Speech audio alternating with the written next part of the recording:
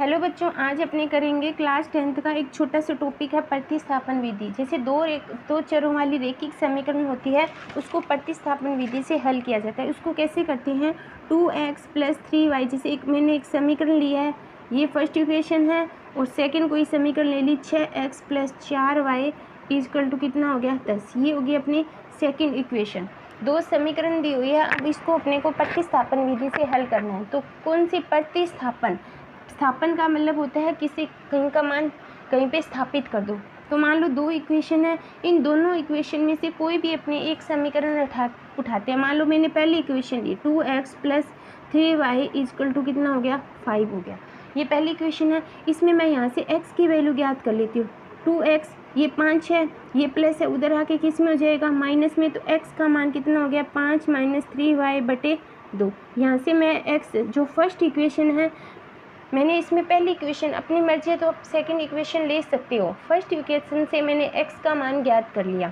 ठीक है बच्चों, ये x का मान किससे ज्ञात किया है? मैंने फर्स्ट से, लेकिन जो मान है वो किस में रखेंगे? सेकंड में। तो ये मान मैंने, यानी x का मान समीकरण 2 में रखने पर, x का मान समीकरण 2 में रखने पर, समीकरण 2 में रखा तो 2 कौन सी थी?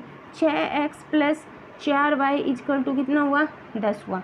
6x का मान कितना है? 5 - 3y/2 + 4y = कितना हो गया अपना? 10 हो गया।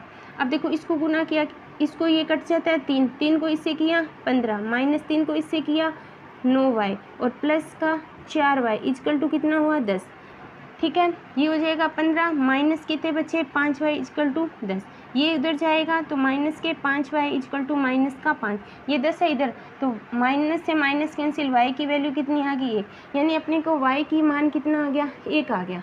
y की वैल्यू यहाँ पे अपने को ज्ञात होगी। ये y का मान कौन सी चीज़, फर्स्ट चीज़, सेकंड चीज़, थर्ड, किसी में भी रख दो x की वैल्यू आएगी। लेकिन कोशिश किया करो जो ये जो भी मान आए x या y के, जहाँ पे अपने ने जो मान निकाला है वो हमेशा जो अपने नई समीकरण जो मान बनाई है थर्ड इक्वेशन उसमें रखेंगे। तीसरी इक्वेशन क्या थी? x = 5 - 3y = 2।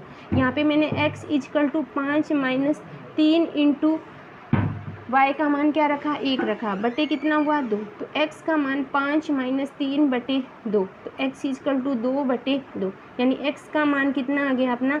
x का मान आ गया 1। यानी y का मान भी कितना है? 1 है, और x का मान भी क्या है? 1 है। यानी दोनों समीकरण, दोनों को हल करके x और y का मान कितना आया? 1 आया।